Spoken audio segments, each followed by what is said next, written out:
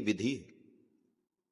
इसीलिए वेद भगवान ने कहा कि श्रोतव्यो मंतव्यो निदिध्यासितव्य। पहले श्रवण करो, सुनने का प्रयास करो, सुनने का अभ्यास करो और धैर्य पूर्वक सुनने का अभ्यास। 1-2 मिनट सुनने से कुछ नहीं होता। धैर्य पूर्वक बात समझ में नहीं आ रही है फिर भी सुनने का प्रयास, समझने का प्रयास। फिर समझते समझते सुनते सुनते तब जाकर के कहीं इस विधा में, इस श्रवण भक्ति में व्यक्ति प्रवेश करता है, तब उसे आनंद की अनुभूति होती है। जैसे विद्यालय में विद्यार्थी जाता है, बच्चा जब जाता है पहले दिन तो उसका मन नहीं लगता, लगता है लोग फांसी दे रहे हैं, कहां बांध दिया लाकर।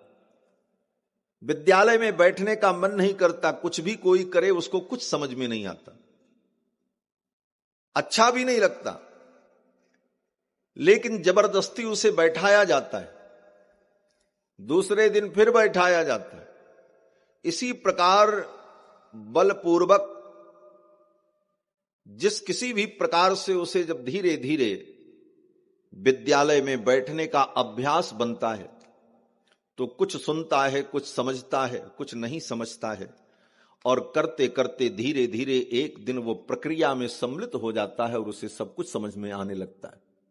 यहां करना क्या है, यहां कैसे बैठना है, यहां क्या सुनना है, कितनी सावधानियां रखनी है, गुरुजी आएंगे तो क्या करना है, गुरुजी बता करके चले जाएंगे फिर क्या करना है, यहां से पढ़ करके घर जाएंगे फिर क्या करना है। सारी बातें उसे फिर धीरे धीरे जब समझ में आने लगती हैं तब वह उस प्रक्रिया में सम्मिलित होकर आगे चल करके ज्ञान विज्ञान को, अपने जीवन के उत्कर्ष को प्राप्त करता है। ठीक उसी प्रकार से भगवान की भक्ति के इस पवित्र मार्ग में सबसे पहले बैठने का अभ्यास और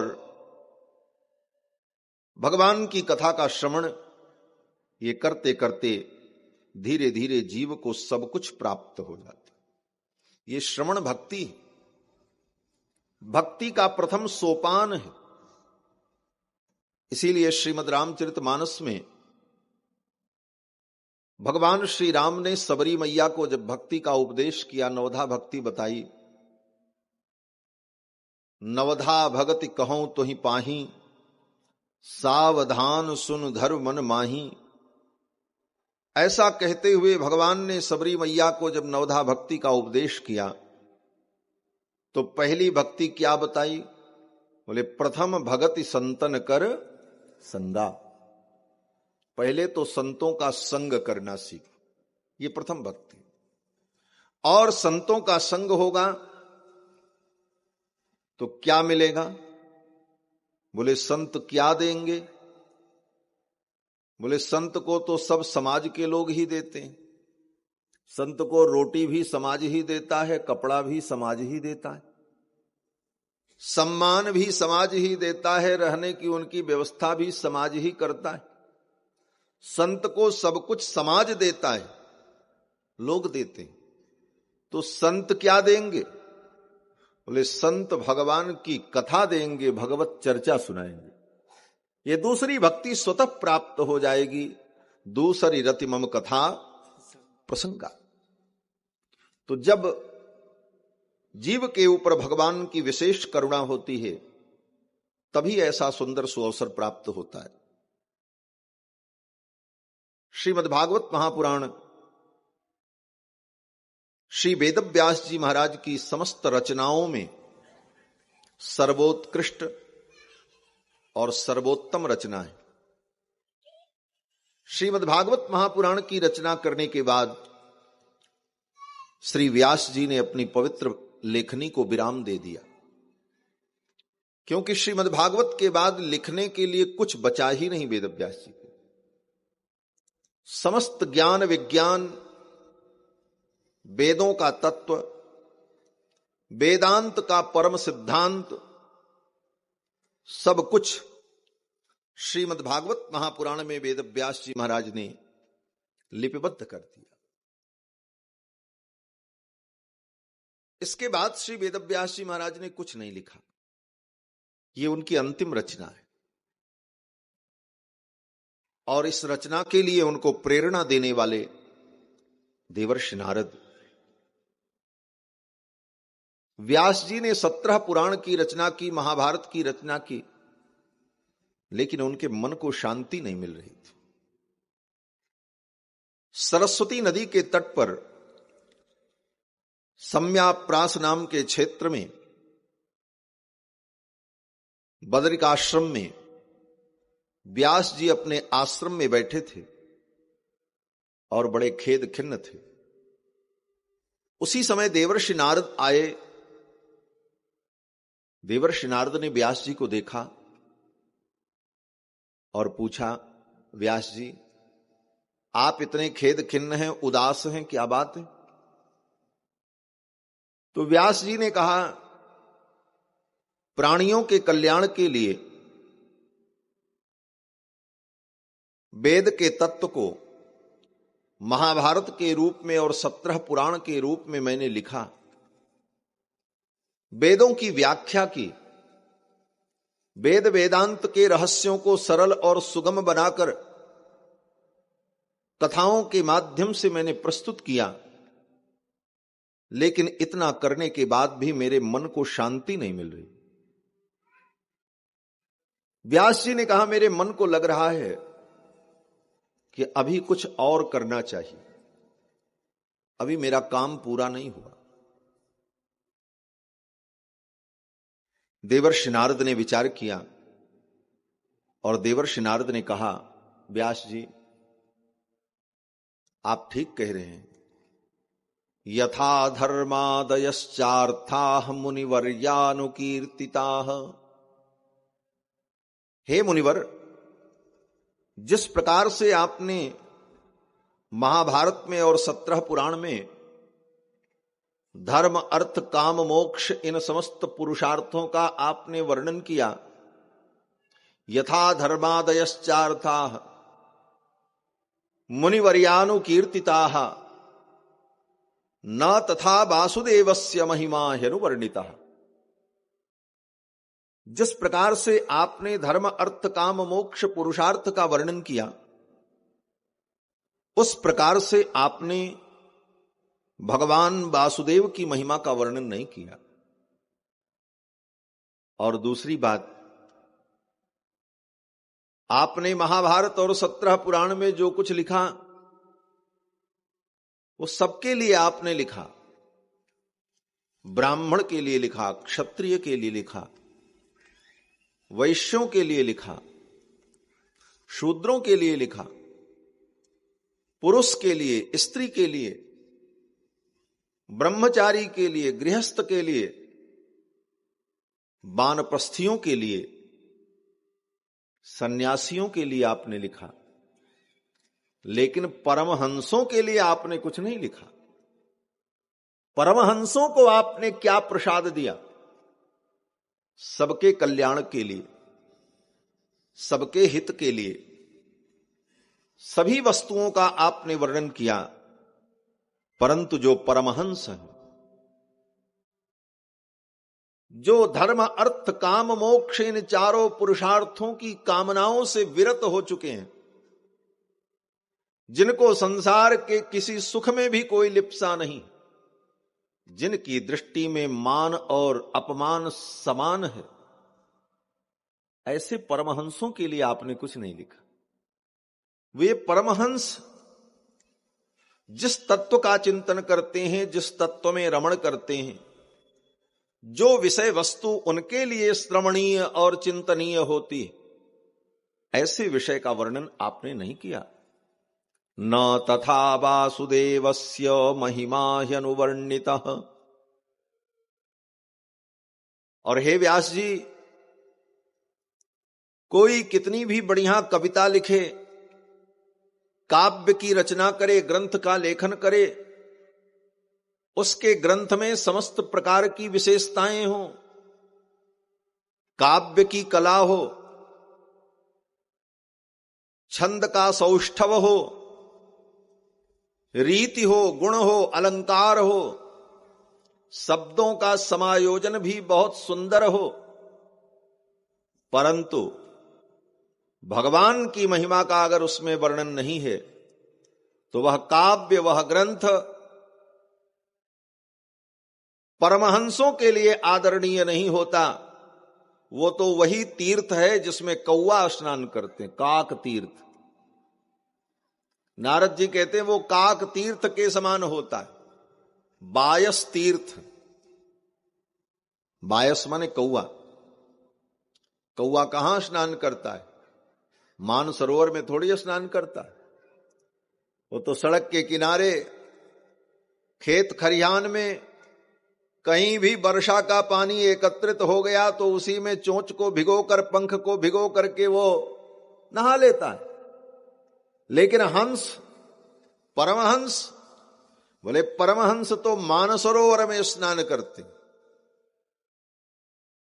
तो ऐसा काव्य जिसमें भगवान की महिमा का वर्णन न हो,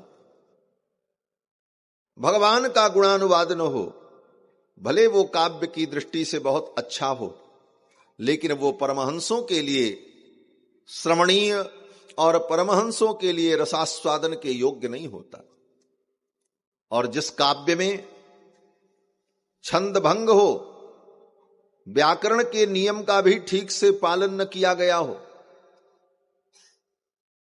अलंकार भी न हो, शब्द का संयोजन भी बहुत सुंदर न हो, परंतु भगवान की महिमा का वर्णन हो, भगवान के नाम और गुण से युक्त हो, तो गायन्ति शृण्वन्ति गृणन्ति साधवः। ऐसे काव्य को, ऐसे ग्रंथ को बड़े बड़े साधु संत महापुरुष परमहंस गाते हैं, सुनते हैं, चिंतन करते हैं, रमण करते हैं। आपने जो कुछ बनाया वो सब विद्वानों के लिए आदरणीय है, पठनीय है, लेकिन परमहंस लोग जिसमें डुबकी लगावें, परमहंसों की मति जिसमें गोता लगावे, ऐसा कोई ग्रंथ आपने नहीं बनाया। तब व्यास जी ने कहा, हां ये बात तो है, मैं क्या करूं? नारद जी ने कहा, भगवान की महिमा का वर्णन करने वाले दिव्य ग्रंथ का प्रणयन करो। व्यास जी ने कहा, भगवान की महिमा को मैं कैसे जान पाऊंगा? तो नारद जी ने कहा, समाधिना अनुस्मर तद्विचेष्टितम, अपने मन को समाहित करके भगवान का ध्यान करो, भगवान की संपूर्ण महिमा आपके हृदय में प्रकट हो जाएगी। और ये कहते हुए देवर्षि नारद ने वेद व्यास जी को संक्षेप में भागवत तत्व का उपदेश किया। और नारद जी भागवत तत्व का उपदेश करके जब चले गए तो श्री वेद व्यास जी महाराज ने नारद जी के द्वारा सुने हुए उपदेशों का चिंतन करते हुए, भगवान का ध्यान करते हुए इस ग्रंथ को प्रकट किया, जिस ग्रंथ में श्रीमद् भागवत महापुराण में ज्ञान विज्ञान भक्ति के सहित परम तत्व परमात्मा का विशुद्ध रूप से वर्णन किया गया, कपट रहित विशुद्ध धर्म का वर्णन किया गया। केवल भगवत महिमा, अन्य पुराणों में और बहुत सारी चीजों की महिमा का वर्णन, इस देवता की पूजा करो ये फल मिलेगा, ये कर्मकांड कर डालो ये फल मिलेगा, अमुक व्रत करो ये फल मिलेगा। इस प्रकार से अन्य पुराणों में, महाभारत आदि ग्रंथों में अनेक विषयों का वर्णन, औषधियों का वर्णन, वस्तुओं का वर्णन, उनकी महिमा का वर्णन, अलग अलग मंत्रों की महिमा का वर्णन, अलग अलग क्षेत्रों की महिमा का वर्णन। लेकिन श्रीमद् भागवत महापुराण ही एक ऐसा ग्रंथ जिसमें केवल केवल भगवान की ही महिमा का वर्णन, भगवान का नाम, उनका रूप, उनकी लीला, उनकी चर्चा, उनके गुण और भगवान की कृपा करुणा का फल इन्हीं सारे विषयों का विस्तार से वेदव्यास जी महाराज ने वर्णन किया। यत्र ज्ञान विराग भक्ति सहितम पारम परम गीयते, ज्ञान वैराग्य भक्ति के सहित परम तत्व परमात्मा का वर्णन किया है। और समय आने पर इस ग्रंथ को श्री वेदव्यास जी महाराज ने अपने पुत्र शुकदेव को पढ़ाया। परमहंस श्री शुकदेव भगवान ने इस ग्रंथ को अपने पिता के चरणों में बैठकर पढ़ा और समय आने पर श्री शुकदेव जी महाराज ने यह कथा महाराज परीक्षित को सुनाई, जो युधिष्ठिर के पौत्र हैं। और जब परीक्षित जी को श्री शुकदेव जी ने यह कथा सुनाई गंगा के तट पर, उसी समय श्री सूत जी महाराज, जो पुराणों के परम विद्वान हैं, अनेक पौराणिक कथाएं जिन्होंने सुनाई हैं नैमिषारण्य तीर्थ में, उन श्री सूत जी महाराज ने गंगा के तट पर वहीं बैठकर सूत जी ने भी इस कथा को श्री शुकदेव भगवान से श्रवण किया। परमहंस श्री शुकदेव भगवान जब राजा परीक्षित को सुना रहे थे, उसी समय सूत जी ने सुना और समय आने पर श्री सूत जी महाराज ने इस कथा को नैमिषारण्य में 88,000 शौनकादि मुनियों को सुनाया। कलयुग प्रारंभ हो चुका था, द्वापर समाप्त हो चुका था। उस समय श्री सूत जी महाराज ने यह कथा 88,000 शौनकादि मुनियों को नैमिषारण्य में सुनाई। और फिर उन 88,000 मुनियों ने इस कथा को अपने शिष्यों को, अपने भक्तों को, अपने परिकरों को सुनाया। फिर ये कथा, ये भागवत महापुराण सर्वत्र भूमंडल पर फैल गई और जहां तहां सभी लोग इस कथा को सुनने और सुनाने लगे। यह इसकी एक विशुद्ध परंपरा है। नैमिषारण्य में 88,000 महर्षि एकत्रित हुए, शौनकादि मुनि, और श्री सूत जी महाराज के चरणों में बैठकर कथा सुनने की इच्छा व्यक्त की। यहीं से श्रीमद्भागवत महापुराण के महात्म्य का वर्णन होता है। इसकी महिमा क्या है? नैमिषारण्य में 88,000 शौनकादि मुनि जब एकत्रित हुए, श्री सूत जी महाराज जो पुराणों की कथा सुनाते हैं, उन सूत जी के चरणों में निवेदन किया कि हे मुनिवर, आप कृपा करके ऐसी कथा सुनाओ जिस कथा को सुनने से भक्ति, ज्ञान, वैराग्य ये तीनों पुष्ट हो जाए। भक्ति ज्ञान विरागाप्तो विवेको वर्धते महान। ऐसी कथा हो जिस कथा को सुनकर भक्ति, ज्ञान, वैराग्य ये तीनों वृद्धि को प्राप्त हो। और माया मोह निरासश्च वैष्णवैः क्रियते कथम। साथ साथ में कथा ऐसी हो जिस कथा को सुनकर माया मोह का निराश हो। भगवान के भक्त वैष्णव प्रेमी माया मोह का निराश कैसे करते हैं, माया से उनको निवृत्ति कैसे मिलती है, इस विषय का भी वर्णन आप करो, क्योंकि ये घोर कलयुग आ गया है। इह घोरे कलौ प्रायो जीवश्चासुरतां गतः। शौनक जी कहते हैं, हे मुनिवर, इस घोर कलयुग में जीवों की स्थिति यह है कि जीव आसुर भाव को प्राप्त हो गए हैं। तो मनुष्य, लेकिन असुरों का जो स्वभाव है असुरों की जो प्रकृति है वह मानव में आ गई। ये मानव ही आसुर भाव को प्राप्त हो गया। ऐसी स्थिति में क्लेशाक्रांतस्य तस्यैव शोधने किम परायणम। कलयुग के ये प्राणी जो आसुर भाव को प्राप्त हो गए, इनका शोधन कैसे हो, इनकी शुद्धि कैसे हो, इनको ठीक कैसे किया जाए।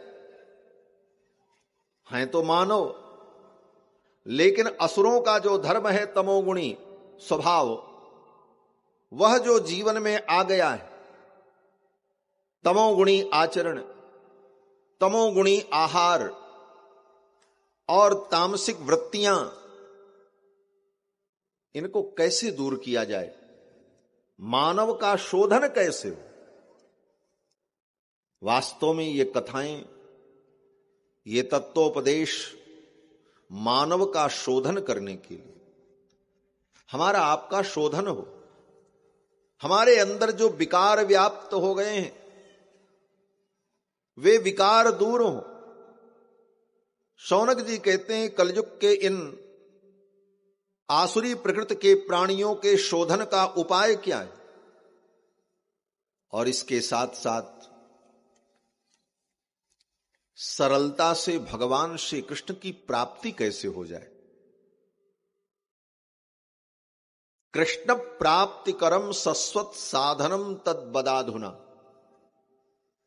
हे मुनिवर, ऐसी कथा आप सुनाओ जिस कथा को सुनकर के ज्ञान वैराग्य भक्ति बढ़ जाए, माया मोह की निवृत्ति हो जाए, कलयुग के प्राणियों के अंदर जो आसुरी भाव तमोगुणी स्वभाव व्याप्त हो गया उसका शोधन हो जाए, और बड़ी ही सरलता से कृष्ण की प्राप्ति हो जाए, भगवान भी मिल जाए। ऐसी कथा आप सुनाओ जिससे मानव को परम श्रेय की प्राप्ति हो जाए। और इतना कहते हुए शौनक जी ने कहा, हे गुरुदेव,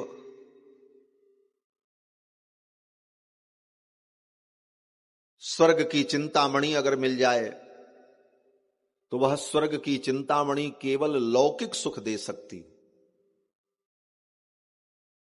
स्वर्ग में एक चिंतामणि होती है, एक मणि होती है रत्न, जिसको चिंतामणि कहते हैं। उसकी एक खासियत होती है, एक विशेषता होती। क्या विशेषता? बोले चिंतामणि को हाथ में लेकर जो चिंतन करो वो मिल जाए। चिंतामणि हाथ में लेकर चिंतन करो, बढ़िया महल बन जाए, महल बन गया। चिंतामणि को हाथ में लेकर चिंतन करो, बढ़िया सुंदर खाने की वस्तुएं प्राप्त हो जाएं, प्राप्त हो। चिंतामणि सारे चिंतित पदार्थों को दे देती, लेकिन उसकी भी एक सीमा है। शौनक जी कहते हैं, हे गुरुदेव, वो स्वर्ग की चिंतामणि भी अगर मिल जाए किसी को, मृत्युलोक के किसी प्राणी को, तो अधिकतम वो क्या दे सकती है? कहते हैं लोक सुखम, केवल लौकिक सुख दे सकती है।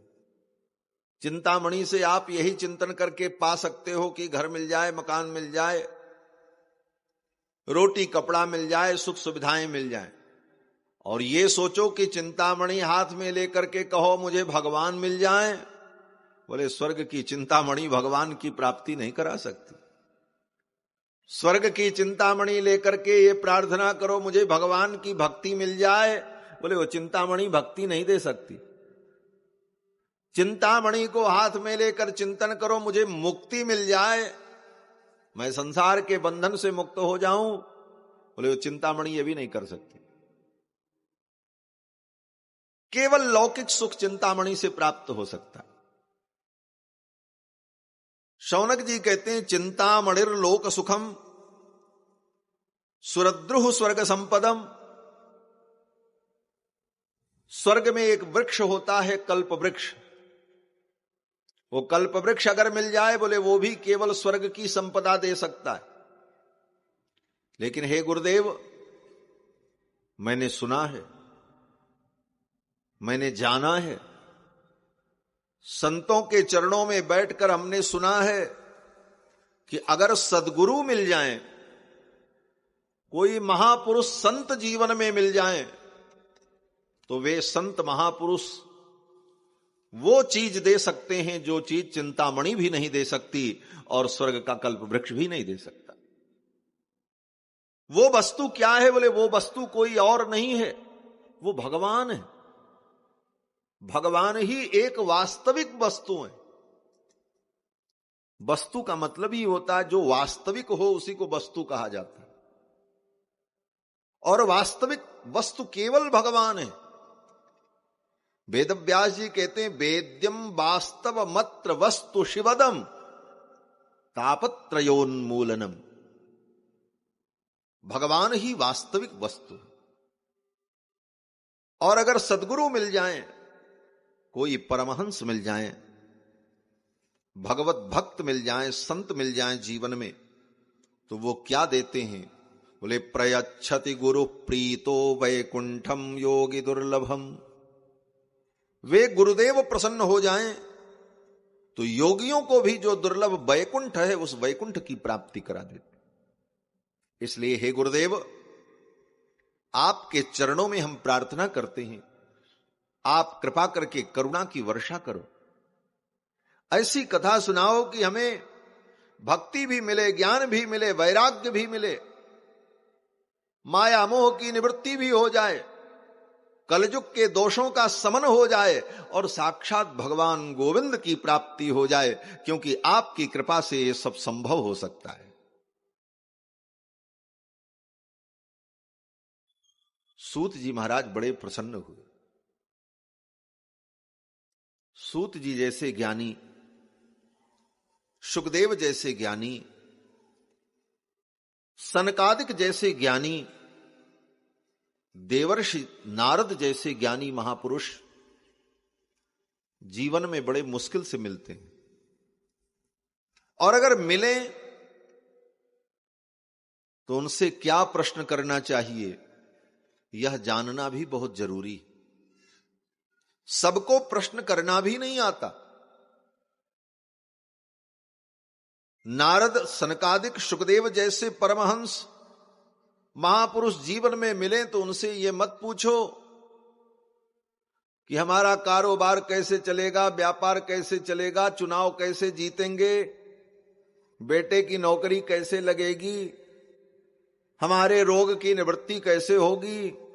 ये दुनिया के प्रपंच की बात ऐसे महापुरुषों से नहीं पूछना चाहिए। उनसे अगर पूछना है तो यही पूछो, भक्ति कैसे मिलेगी, भगवान कैसे मिलेंगे, हमें तत्वबोध कैसे होगा, हमारा ये मानव जीवन सफल कैसे होगा। ऐसे प्रश्न करने चाहिए। प्रश्न करना भी सबको नहीं आता। कारण बोले प्रश्न करने के लिए भी कुछ ज्ञान होना चाहिए। प्रश्न करना भी सबको नहीं आता। जो महान अज्ञानी होगा वो प्रश्न भी नहीं करेगा। क्यों? बोले उसको कुछ जानने की इच्छा ही नहीं होगी, वो क्या प्रश्न करेगा? और करेगा भी तो वो ऊल जलूल प्रश्न, सांसारिक प्रश्न करेगा। और सांसारिक इन प्रश्नों को सुनकर के महात्माओं को प्रसन्नता नहीं होगी, उनको दुख होगा। आपके सांसारिक प्रश्नों को सुनकर जिसे प्रसन्नता हो और उन प्रश्नों का उत्तर देने के लिए वो तैयार हो, तो समझ लेना पहली बात कि वो महात्मा और संत ही नहीं है। वो तो देख रहा है तुमको संसार की वासनाएं प्रिय हैं और तुम ये चाहते हो अगर मैं इसका उत्तर दूंगा, इसका रास्ता बताऊंगा तो ये मेरे काम आएगा, फिर आपका शोषण प्रारंभ हो जाएगा। और यही धर्म के नाम पर आज सर्वत्र हो रहा है। लोग इसी अज्ञान में डूबे हुए।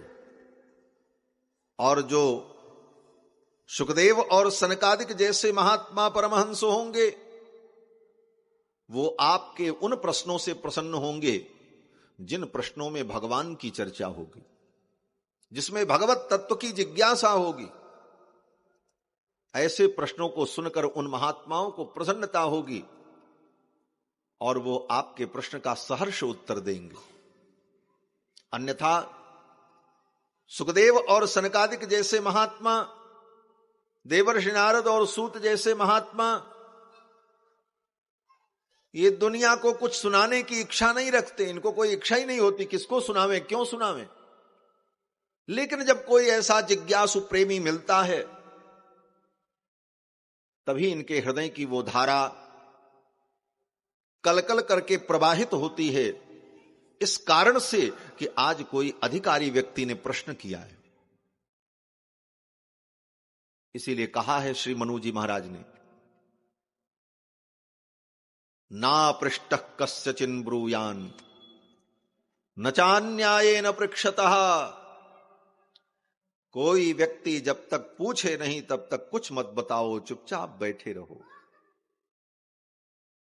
भगवान के विषय में भी जब तक वह पूछे नहीं तब तक मत बताओ, चुपचाप बैठे रहो। न चान्यायेन पृक्षतः, अन्याय पूर्वक अगर पूछता है तब भी मत बताओ। जानन्नपि मेधावी जड़वल लोक आचरेत, सब कुछ जानते हुए जड़ के समान, अज्ञानी के समान पड़े रहो। इसीलिए महात्मा परमहंस दुनिया के रहस्य को जानने वाले अज्ञानी जैसे पड़े रहते हैं, कोई मतलब नहीं रखते क्या हो रहा, लोग क्या कर रहे हैं। हां, जब कोई उनके पास अधिकारी व्यक्ति जाकर अधिकृत प्रश्न करता है तभी उनकी वाणी मुखरित होती है और तब लोक मंगल होता है, लोक कल्याण होता है। सूत जी महाराज के सामने शौनक जी ने जब प्रश्न किया, उनके प्रश्न को सुनकर सूत जी महाराज प्रसन्न हो गए और सूत जी ने कहा कि प्रीति ही शौनक चित्ते ते ह्यतो बच्मि विचार्य च। हे शौनक, तुम्हारे हृदय में भगवान के प्रति प्रीति है, इसलिए मैं विचार करके तुम्हें सुनाऊंगा। सर्व सिद्धांत निष्पन्नम संसार भयनाशनम, समस्त सिद्धांतों का जो सार है और संसार के भय का नाश करने वाला है, जिसे सुनने से भगवान कृष्ण को संतोष होगा, भगवान कृष्ण को प्रसन्नता होगी, जिसके सुनने से भक्ति का संवर्धन होगा, वह चरित्र, वह विषय मैं तुम्हें सुनाऊंगा। जिसे सुनकर काल रूपी ब्याल का जो भय है वो भय दूर हो जाएगा, वो कथा मैं तुम्हें सुनाऊंगा। और ये कहते हुए श्री सूत जी महाराज नैमिषारण्य की पावन धरती पर उन शौनकादि मुनियों को श्रीमद्भागवत महापुराण की महिमा का वर्णन करके सुनाते। सूत जी कहते हैं, हे मुनियों, भगवान की कथा के अतिरिक्त मन को पवित्र करने वाला दूसरा कोई साधन नहीं। तन को पवित्र करने वाले बहुत साधन हैं। गंगा में स्नान कर लो, तन पवित्र हो जाएगा। नर्मदा में स्नान कर लो, तन पवित्र हो जाएगा। पवित्र तीर्थ में जाकर स्नान करो, तन पवित्र हो जाएगा। दान करो, यज्ञ करो, धन पवित्र हो जाएगा। लेकिन मन पवित्र कैसे हो? मन की शुद्धि कैसे? मन के विकार दूर कैसे हो? इसका क्या उपाय है? और जब तक मन शुद्ध नहीं होगा, कितना भी तन शुद्ध कर लो, कितना भी धन शुद्ध कर लो, निष्कृति नहीं हो सकती, कल्याण नहीं हो सकता। क्योंकि मन ही बंधन मुक्ति सबका कारण है। वेदों में कहा कि मन एव मनुष्याणाम कारणम बंध मोक्षयोः। मन ही मनुष्य के बंधन और मुक्ति दोनों का कारण है। बंधाय विषयासक्तम, हमारा मन विषयों में आसक्त हो जाता है, यही बंधन का कारण है। मुक्त्यै निर्विषयम मनः, और हमारा मन विषयों से मुक्त हो जाए। विषयों से मुक्त मन ही मुक्ति का कारण। तो मन की शुद्धि बहुत अपेक्षित है, लेकिन मन की शुद्धि पर हम विचार नहीं कर पाते। मन में पाप भरा रहता है, मन में विकार भरे रहते हैं। मन को शुद्ध करने का उपाय क्या है? मन को किस गंगा में स्नान करावें? मन दिखता भी नहीं। मन इस शरीर के अंदर कहां है, दुनिया का कोई वैज्ञानिक ढूंढ करके बता भी नहीं सकता। दुनिया का कोई वैज्ञानिक, कोई चिकित्सक किसी मनुष्य की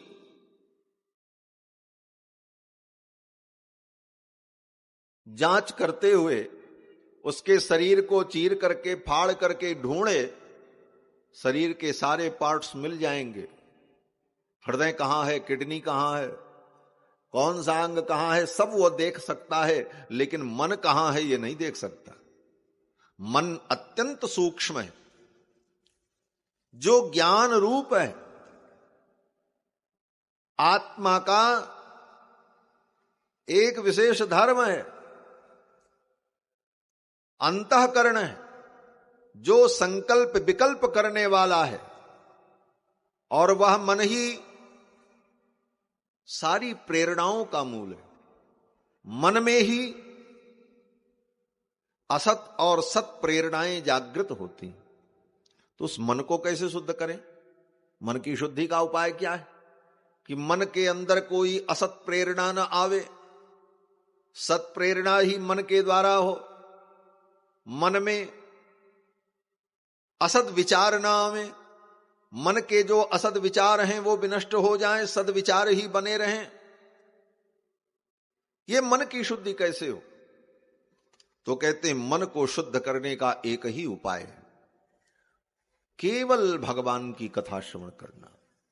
ये भगवान की कथा हमारे मन को पवित्र करती। सूत जी महाराज कहते हैं कि एतस्माद् अपरम किंचिन मनः शुद्ध्यै न विद्यते। एतस्माद् अपरम किंचिन, भगवान की कथा के अतिरिक्त मनः शुद्धै न विद्यते, मन की शुद्धि के लिए दूसरा कोई साधन नहीं, कोई उपाय नहीं। अगर मन को शुद्ध करना है तो भगवान की कथा सुननी होगी। कथा सुनने से ही मन शुद्ध होगा, मन निर्मल होगा, और वो भी एक दिन में नहीं। जब बहुकाल करिय सतसंगा, तब हुई हैं सब संशय भंगा। तब मन के संशय दूर होंगे और मन पवित्र होगा और निर्मल होगा। सूत जी कहते हैं, हे मुनियों, जब जीव के जन्मांतर के पुण्य प्रकट होते हैं, तब उसे ऐसा अवसर मिलता है कि उसे भागवत की कथा सुनने को मिले। जन्मांतरे भवेत पुण्यम तदा भागवतम लभेत।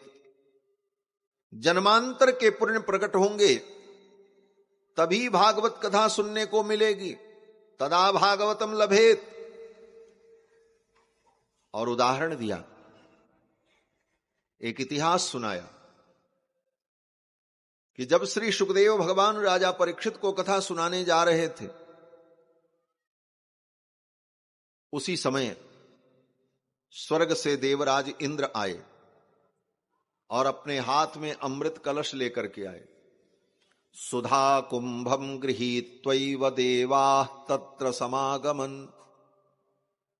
अमृत कलश लेकर के देवता आए। देवराज इंद्र उन देवताओं का नेतृत्व कर रहे थे। आकर के उन देवताओं ने सुखदेव जी से कहा, भगवान, ये राजा परीक्षित मरने के डर से कथा सुन रहा है। राजा परीक्षित को मरने का डर है कि आज के 7वें दिन तक्षक नाग काटेगा, मृत्यु हो जाएगी। मरने के डर से महाराज परीक्षित कथा सुन रहे हैं। हम स्वर्ग से अमृत लाए हैं, ये अमृत इनको पिला दो।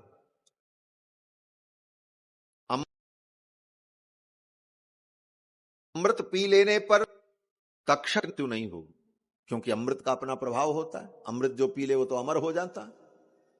फिर चाहे सांप काटे, चाहे कोई भी विषैला जीव काटे, वो नहीं मरेगा। क्यों? बोले अमृत पीने का यही फल है, अमर हो जाना। ये स्वर्ग की सुधा, स्वर्ग का अमृत इनको पिला दो।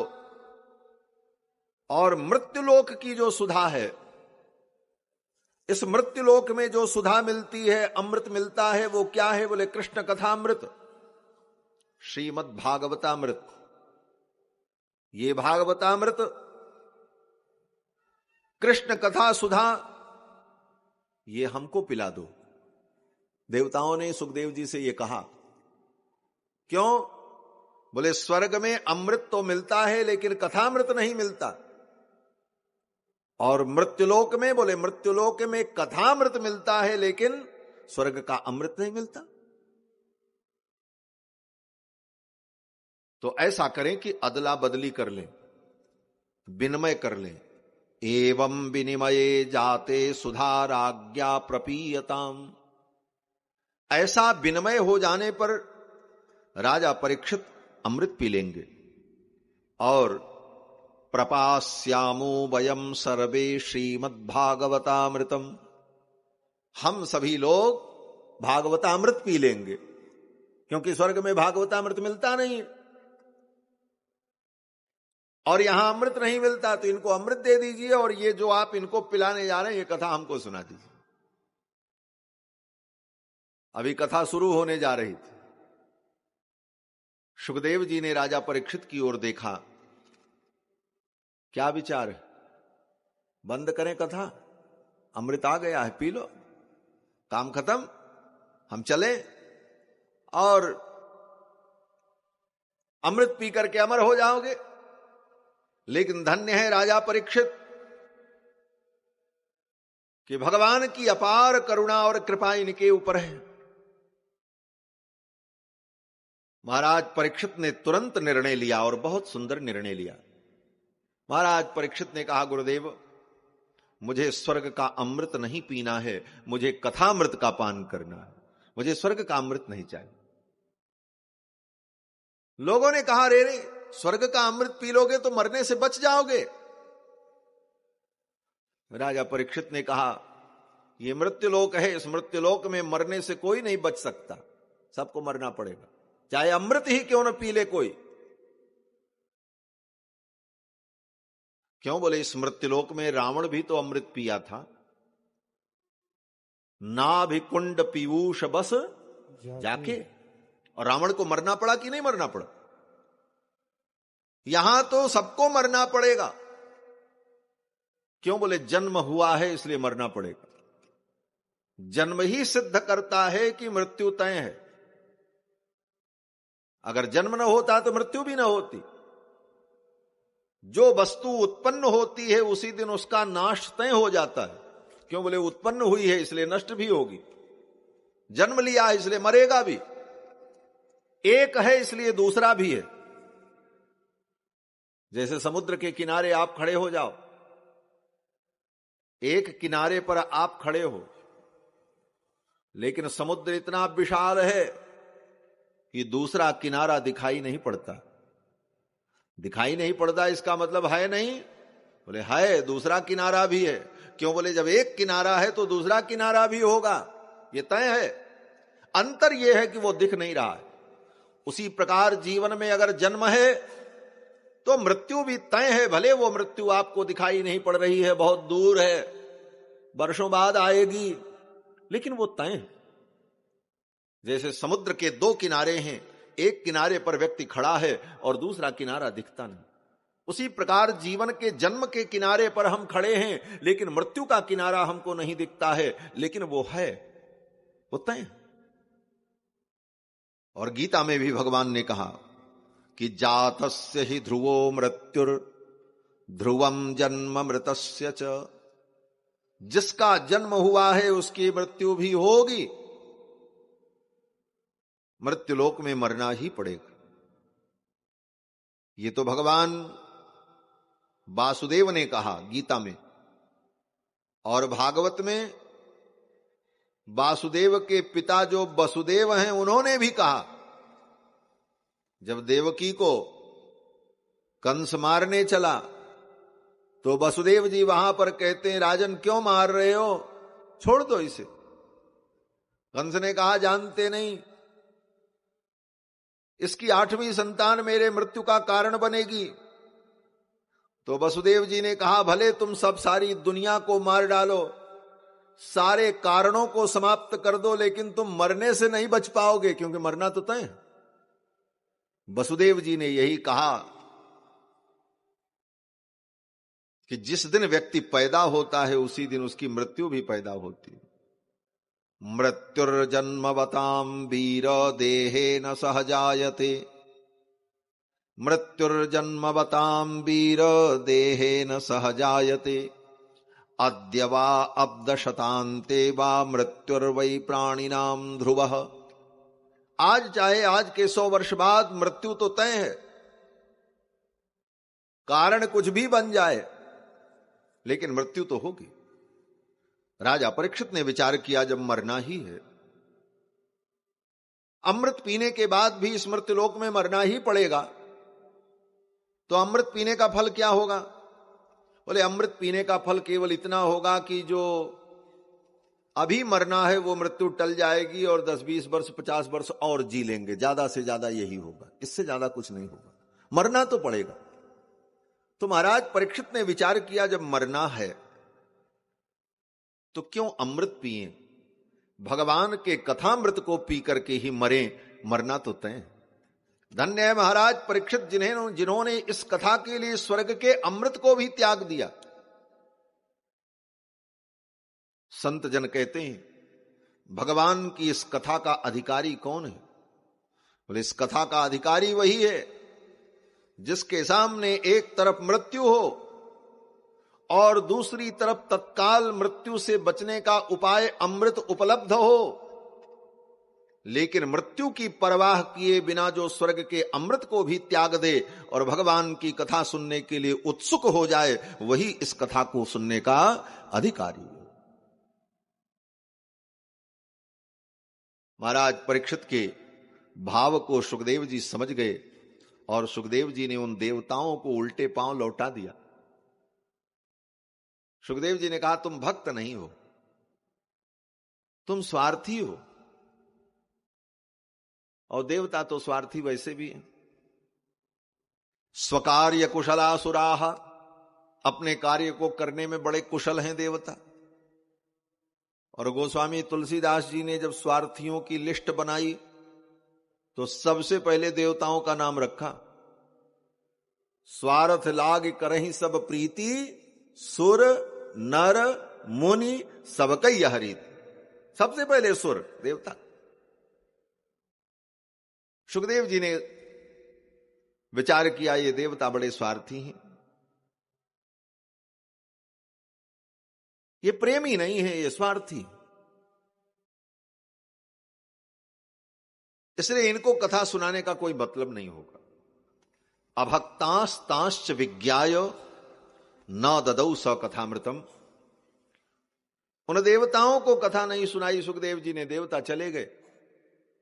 महाराज परीक्षित बैठे कथा सुनने के लिए। सूत जी महाराज कहते हैं, हे मुनियों, ये सब घटना मैंने देखी, हमारी आंखों के सामने हो। ये कथा कितनी दुर्लभ है, स्वर्ग के देवताओं को दुर्लभ है। स्वर्ग के देवताओं को अमृत देने पर भी ये कथा नहीं मिली। स्वर्ग का अमृत देकर के भी अगर ये कथा प्राप्त हो जाए तो सस्ता सौदा है। देवता चले गए। सूत जी कहते, मैं तुमको एक इतिहास सुनाता। एक बार देवर्षि नारद घूमते घूमते वृंदावन पहुंचे। वृंदावन में जमुना के तट पर देवर्षि नारद ने देखा एक युवती स्त्री रो रही थी। उसके अगल बगल 2 बूढ़े व्यक्ति पड़े थे, अचेत थे। नारद जी ने सोचा कोई होगी, लेकिन तब तक उस स्त्री ने नारद जी को बुलाया भो भो साधो क्षणम तिष्ठ, हे साधु, हे संत, कुछ क्षण के लिए रुक जाओ, मेरी चिंता दूर करो। नारद जी ने जाकर के पूछा, देवी आप कौन हो? तो उस देवी ने कहा, मैं भक्ति हूं। नारद जी ने कहा, भक्ति तुम्हारा नाम है? बोले, हां नाम मेरा भक्ति है, लेकिन मैं कोई साधारण स्त्री नहीं हूं। भगवान की भक्ति, जिस भक्ति को वेद शास्त्र में बड़े बड़े मुनि महात्मा ढूंढते हैं, वो भक्ति में हूं। अहम भक्ति रीति ख्याता, प्रसिद्ध भक्ति जो शास्त्रों में है वो मैं हूं। नारद जी ने कहा, अरे मूर्तिमती भक्ति वृंदावन में, आज तो मुझे भक्ति का दर्शन हो गए। हां देवी बताओ, मैं आपकी क्या सेवा करूं? भक्ति महारानी ने कहा, ये दोनों जो बूढ़े पड़े हैं मेरे अगल बगल, ये मेरे बेटे हैं। अच्छा, आपके बेटे भी? हां। इनकी क्या विशेषता है? भक्ति महारानी ने कहा, एक का नाम ज्ञान है और एक का नाम वैराग्य है। ज्ञान और वैराग्य ये दोनों मेरे बेटे हैं। भक्ति के पुत्र का नाम है ज्ञान और वैराग्य। जिस ज्ञान वैराग्य की चर्चा हम आप करते हैं, महाराज हमें ज्ञान मिले, वैराग्य मिले। बोले, ज्ञान वैराग्य भक्ति के बेटे हैं, पहले भक्ति मिले। भक्ति आएगी तभी ना बेटा पैदा होगा। अब भक्ति ही नहीं तो उसके बेटे कहां से होंगे? ज्ञान और वैराग्य भक्ति के पुत्र हैं, लेकिन दोनों बूढ़े थे महाराज, पड़े थे, न हिल रहे थे न डुल रहे थे, और भक्ति रो रही थी। और दूसरी विशेषता, बोले भक्ति जवान थी और उसके बेटे बूढ़े थे, ज्ञान वैराग्य। संसार में बच्चे जब जवान होते हैं तो मां बाप बूढ़े होते हैं। बेटा जवान होता है, मां बूढ़ी हो जाती। लेकिन यहां तो उल्टा, मां जवान है और बेटे बूढ़े हैं। भक्ति महारानी ने कहा, यही मेरे दुख का कारण है। और बूढ़े ही नहीं, ये कुछ भी करने में समर्थ नहीं है, ये अचेत पड़े हैं। नारद जी ने कहा, ऐसा हुआ कैसे? ये विपरीतता कैसे हुई? आप इनकी मां हो, मां बूढ़ी हो जाए, बेटे जवान हो जाए, ये तो देखा जाता है। आप जवान हो, ये बूढ़े। तो भक्ति महारानी ने कहा, कलयुग के प्रभाव से ये बूढ़े हो गए। काल योगे न जर्जरऊ। कलयुग क्या करता है? बोले ज्ञान वैराग्य को कमजोर कर देता, जर्जर कर देता। आज कलयुग में भक्ति हमारे अंदर तो दिखती है, लेकिन ज्ञान वैराग्य कमजोर। बात भले ज्ञान वैराग्य की हम कर लें, लेकिन जब ज्ञान वैराग्य का जीवन में पालन करने का समय आता है, उस समय ज्ञान वैराग्य काम नहीं आता। बात ज्ञान वैराग्य से नीचे की करते भी नहीं। गोस्वामी तुलसीदास जी कहते हैं, ब्रह्म ज्ञान बिनु नारी नर करहि न दूसर बात। एक साधारण व्यक्ति से भी बात करो तो ब्रह्म ज्ञान से नीचे की बात नहीं करता। जिसको एक अक्षर का ज्ञान नहीं, वो भी वैराग्य की बात करता है। कौन लेकर के आया है, कौन लेके जाएगा, है? ये सबको मालूम है। एक तृण लेकर के नहीं आए हो, क्या लेके जाएंगे? खाली हाथ आए हैं, खाली हाथ जाएंगे। साधारण व्यक्ति भी ये वैराग्य समझता है। संसार में एक बच्चा पैदा होता है तो मुट्ठी बंद किए रहता है, और जीवन भर उस मुट्ठी में बटोरता है, और जब मरता है तो हाथ फैला के चला जाता है। ये सबको मालूम है। जो पढ़ा लिखा नहीं है वो भी ये जानता है कि हम मुट्ठी बांध के आए थे, खुले हाथ जाएंगे। यही तो वैराग्य है, इतना ही तो समझना। इससे ज्यादा वैराग्य कुछ नहीं है। इसी बात को समझ लेना ही वैराग्य है। और ज्ञान, बोले ज्ञान यही है कि भगवान के अलावा हमारा आपका कोई अपना नहीं है दुनिया में। भले तुम दुनिया में किसी को अपना मानते रहो, ये तुम्हारा भ्रम है।